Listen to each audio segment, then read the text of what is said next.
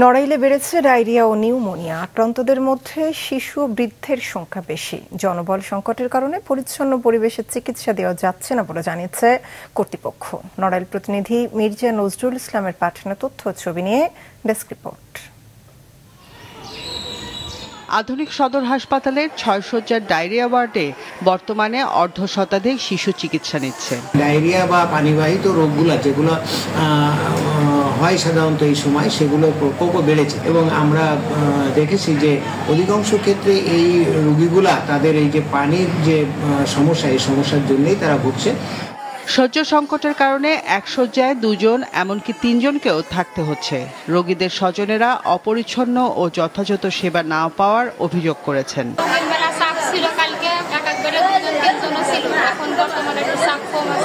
সকাল থেকে পাতলা পায়খানা হচ্ছিল, ৬-৭বার বাথরুম করেছে, আর আজকে সকালে একবার বমি করছে। এখন অনেক চিকিৎসা চলতেছে, অনেক সিরিয়াল, এখন বাচ্চার সেলাইন দেওয়া হয়, এখন সেলাইন।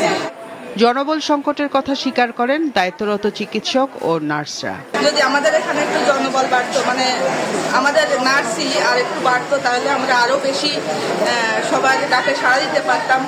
এই সময়টাতে বিশুদ্ধ পানি ও টাটকা খাবার খাওয়া ও স্বাস্থ্য সচেতন হবার পরামর্শ চিকিৎসকদের। যত্রতত্র খারাপ ডোবা বা এসব জায়গা থেকে পানি ব্যবহার না করে যতদূর সম্ভব কষ্ট হলেও ডিপ টিউবওয়েল কিংবা যেসব টিউবওয়েলে পানি আছে সেখান থেকে নিরাপদ পানি ব্যবহার করে, তাহলে এই রোগগুলো তারা মুক্ত পাবে আশা করি। শুধু জেলা হাসপাতাল না, লোহাগড়া ও কালিয়া উপজেলা স্বাস্থ্য কমপ্লেক্সেও বেড়েছে ডায়রিয়া ও নিউমোনিয়া রোগীর সংখ্যা। গড়ে প্রতিদিন ১৫ থেকে ১৬ জন রোগী ভর্তি হচ্ছেন এসব স্বাস্থ্য কমপ্লেক্সে, যার বেশিরভাগই শিশু।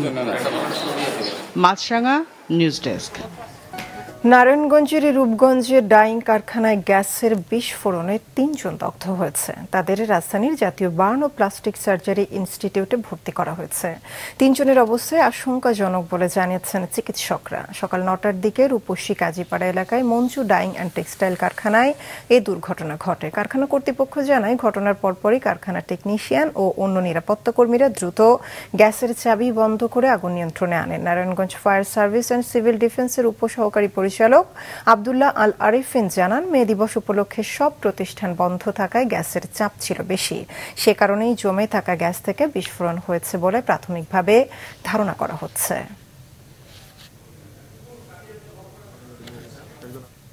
চট্টগ্রামের আনোয়ারায় কোরিয়ান রফতানি প্রক্রিয়াজাতকরণ অঞ্চল KEPZ-এ পাহাড় ধসে 2 শিশুর মৃত্যু হয়েছে। সকালে KEPZ-এর বৈরাগ এলাকায় এ দুর্ঘটনা ঘটে। এই ঘটনায় আরও 2 জন শিশু আহত হয়ে হাসপাতালে চিকিৎসা নিচ্ছে।